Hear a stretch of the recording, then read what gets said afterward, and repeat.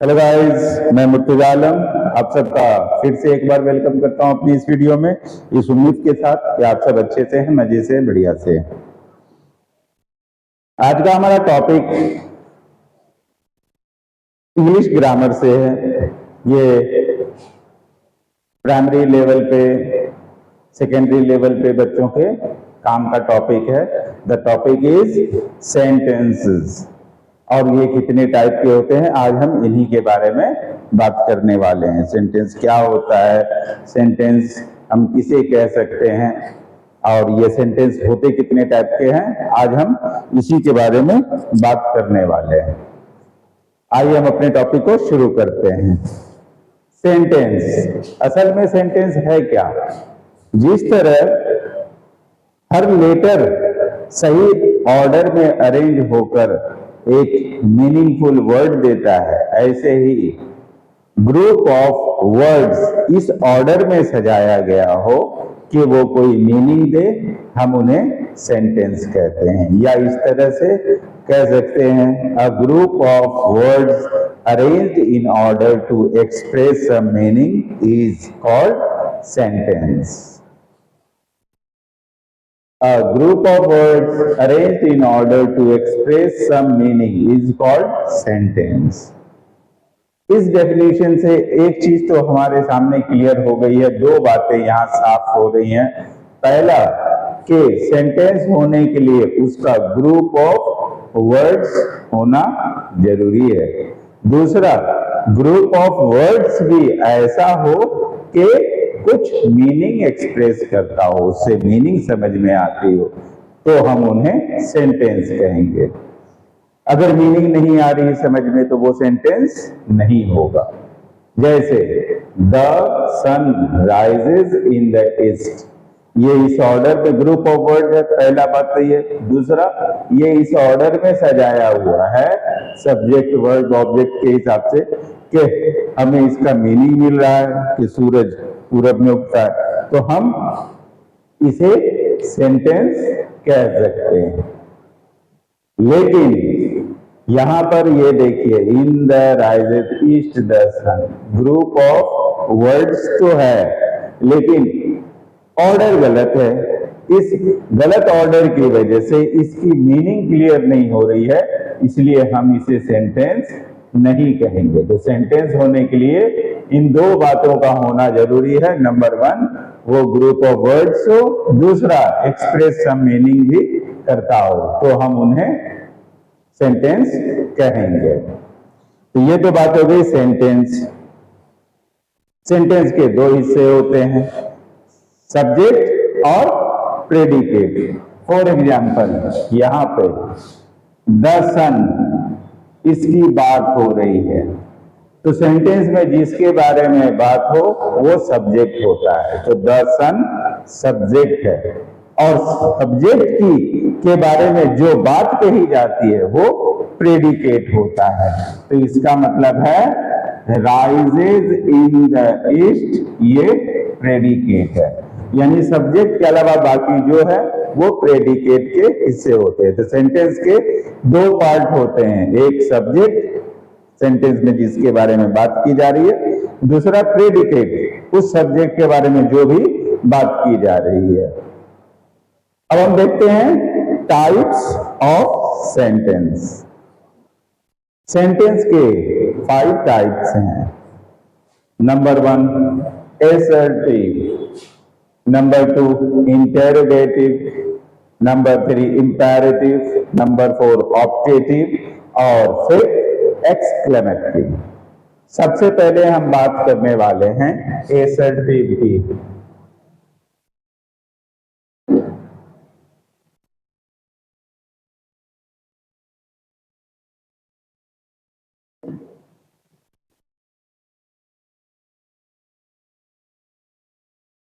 It is a simple statement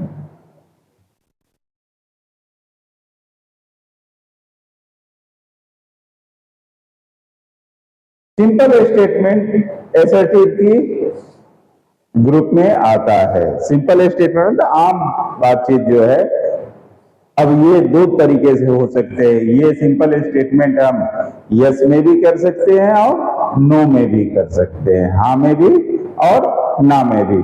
for example, he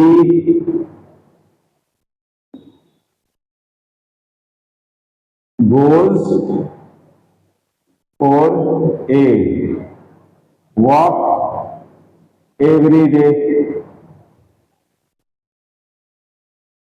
यहां पर बात को यस में कही गई है कि वह रोजाना टहलने जाता है, तो ये हाँ में है। तो असर्टिव सेंटेंस जो हाँ में कही जाती है, यस में कही जाती है, हम उन्हें एफर्मेटिव बुलाते हैं।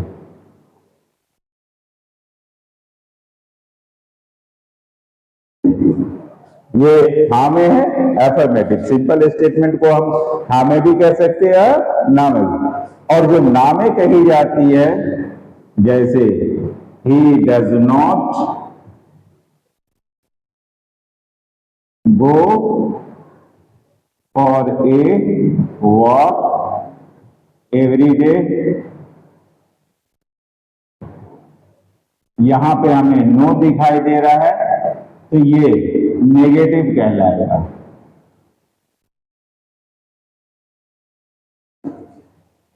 सिंपल स्टेटमेंट को जब भी हम यस में कहेंगे तो वो एफर्मेटिव की कैटेगरी में आता है, और जब नो में कहेंगे वो नेगेटिव की कैटेगरी में आता है। असर्टिव सेंटेंस की शुरुआत कैपिटल लेटर से होती है और एंड फुल स्टॉप पे होता है, ये इसकी पहचान है। तो पहला था असर्टिव सेंटेंस। अब हम बात करने वाले हैं इंटेरोगेटिव सेंटेंस के बारे में। तो सेकंड है interrogative.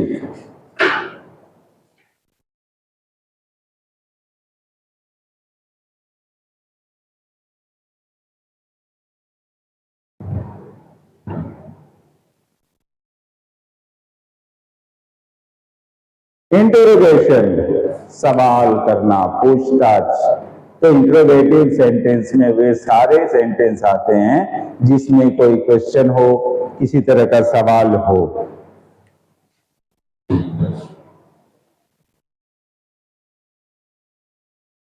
All sentences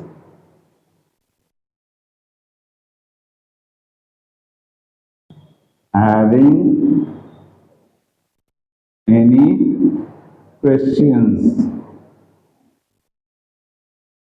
are interrogative sentence।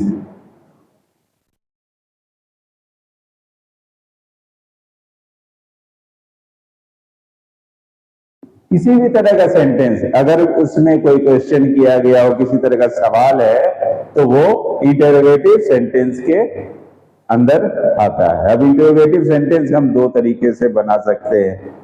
एक तो हेल्पिंग वर्ब का प्लेस चेंज करके, दूसरा क्वेश्चन वर्ड का यूज करके। क्वेश्चन वर्ड का यूज करके जैसे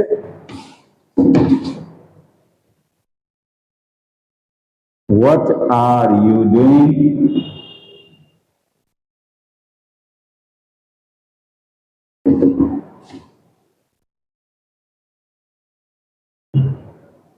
who is there,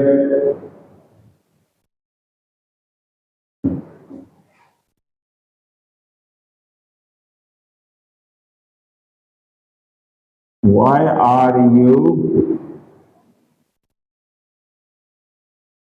trying। यहां तीनों ही में देखिए मैंने क्वेश्चन वर्ड का यूज करके इंट्रोगेटिव सेंटेंस बनाया है, तो ये भी इंट्रोगेटिव सेंटेंस है। अब हम कई बार हेल्पिंग वर्ब का प्लेस चेंज करके भी इंट्रोगेटिव सेंटेंस बनाते हैं, जैसे are you ready for picnic.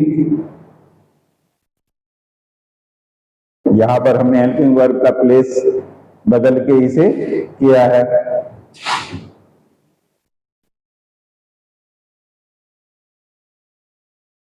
Have you English book. यहां पर भी हेल्पिंग वर्ब का प्लेस चेंज करके किया गया है।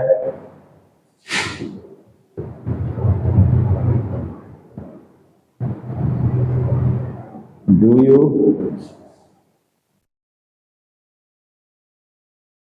सिंग ए सॉन्ग। यहां पर भी उसी का यूज किया।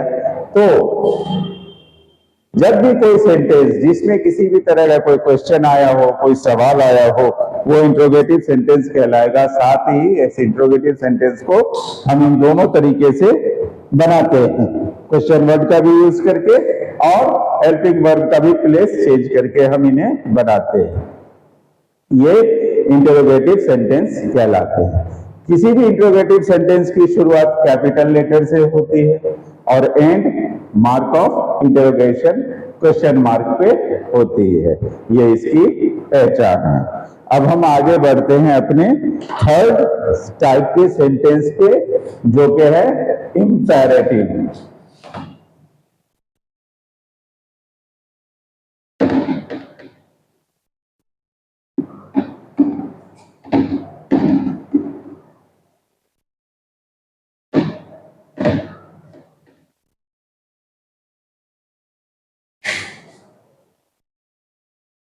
अगला जो है वो है imperative, third.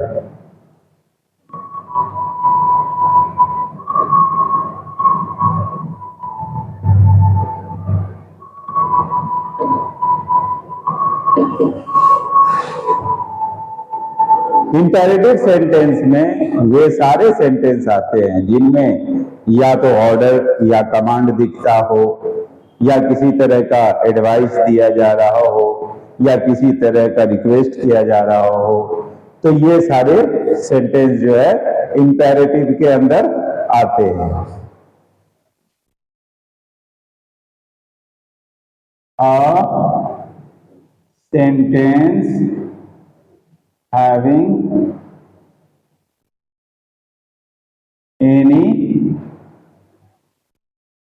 command or order, advice or request are called imperative sentence। Command बोले तो ऑर्डर या कमांड क्या है?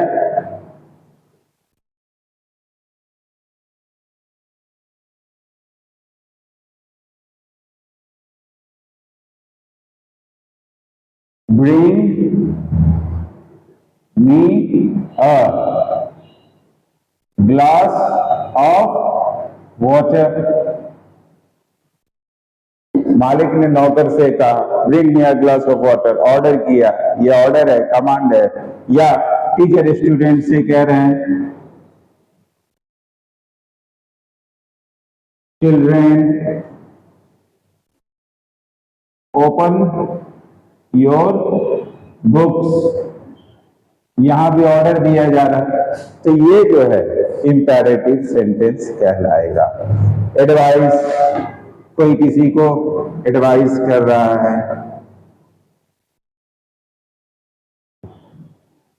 You should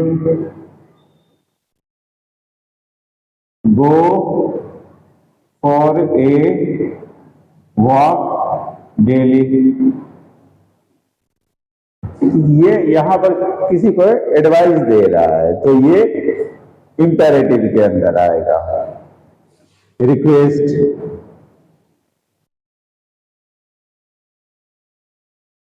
please lend me your book. कोई किसी से बुक उधार में मांग रहा है, रिक्वेस्ट कर रहा है, तो ये इसके अंदर आएगा। तो हर वो सेंटेंस जिसमें कोई कमांड या ऑर्डर दिखता हो, उसमें कोई एडवाइस दिखता हो या कोई रिक्वेस्ट दिखता हो, तो हम उन्हें इंपैरेटिव सेंटेंस के अंदर मानेंगे। इनकी भी शुरुआत कैपिटल से होती है और एंड में फुल स्टॉप लगा होता है। अब हम आगे बात करेंगे ऑप्टेटिव सेंटेंस के बारे में।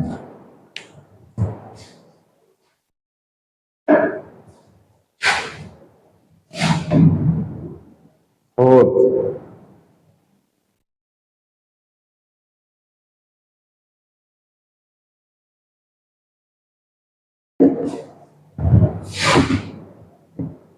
all sentences having any wish or prayer are called optative sentence। वो सारे सेंटेंस जिसमें किसी के लिए कोई विश की गई हो, किसी के लिए कोई प्रेयर किया गया हो, वे सारे सेंटेंस ऑप्टेटिव सेंटेंस के अंदर आते हैं। जैसे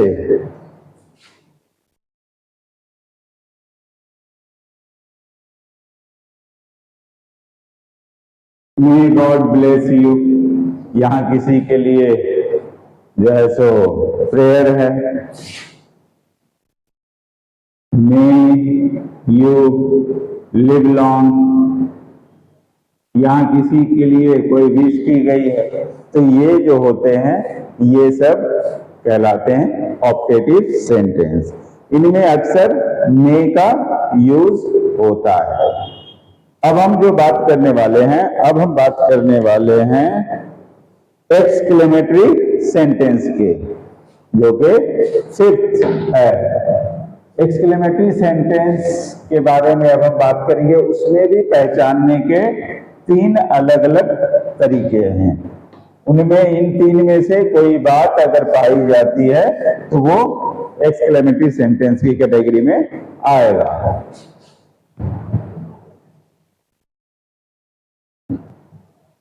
exclamatory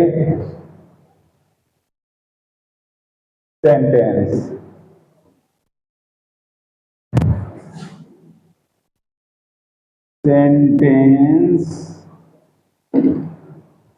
having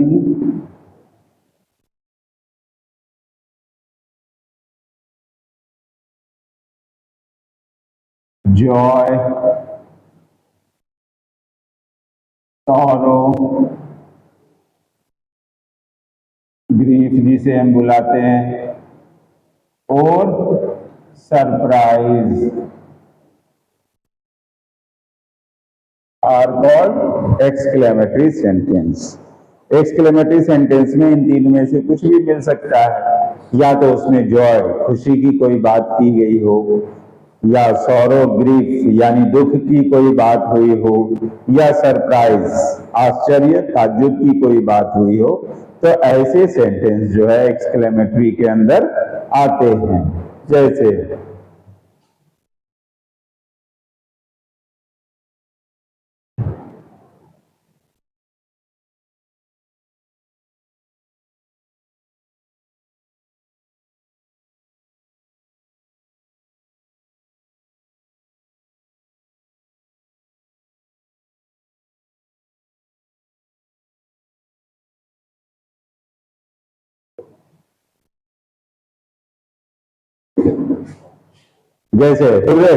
India have won the match, यहां मैच जीतने की खुशी एक्सप्रेस हो रही है, तो ये एक्सक्लेमेटरी की कैटेगरी में आएगा।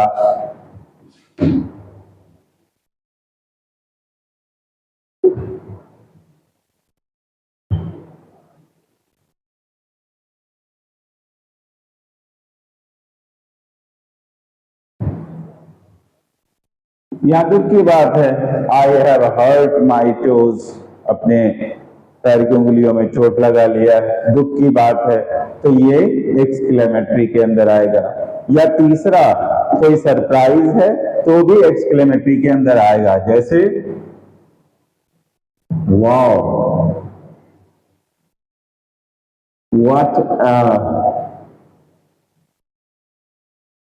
what an amazing model. यहां ताज्जुब हो रहा है, सरप्राइज हो रहा है, तो ये भी एक्सक्लेमेटरी के अंदर आएगा। एक बार फिर मैं रिपीट करता हूं, हर वो सेंटेंस जिन्हें हम सिंपल स्टेटमेंट में कहते हैं उन्हें हम असर्टिव की कैटेगरी में मानते हैं। सिंपल स्टेटमेंट को हम यस और नो दोनों टाइप से कहते हैं। अगर हम यस से कह रहे हैं तो वो अफर्मेटिव है और नो से कह रहे हैं तो नेगेटिव है। असर्टिव के अंदर दो छुपे हुए हैं, अफर्मेटिव और नेगेटिव। दूसरा इंटेरोगेटिव, किसी भी तरह का क्वेश्चन है, किसी तरह का कोई सवाल है, इंटेरोगेशन है, तो वो इंटेरोगेटिव सेंटेंस के अंदर कैटेगरी में आएगा। आगे इंपेरेटिव। इंपेरेटिव में तीन में से कोई एक बात होनी चाहिए, या उसमें कोई ऑर्डर कमांड है, उसमें कोई रिक्वेस्ट है, या कोई एडवाइस दी जा रही है, ली जा रही, तो ये इंपेरेटिव के अंदर आता है। चौथा है ऑप्टेटिव। ऑप्टेटिव में हर वो सेंटेंस आते हैं जिसमें कोई भी विश की गई हो, प्रेयर किया गया हो किसी के लिए, तो वो ऑप्टेटिव की कैटेगरी में आता है। और फाइनली फिफ्थ है एक्सक्लेमेटरी। एक्सक्लेमेटरी होने के लिए इन तीन में से कोई एक बात होनी चाहिए, या जॉय खुशी की बात हो, या ग्रीफ दुख की कोई बात हो, या सरप्राइज की कोई बात हो, तो ये एक्सक्लेमेटरी के अंदर आता है।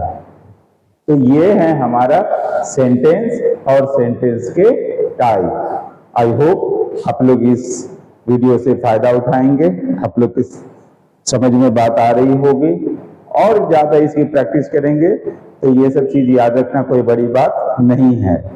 अब मेरे इस वीडियो को लाइक शेयर सब्सक्राइब करते रहें, अपना कीमती कमेंट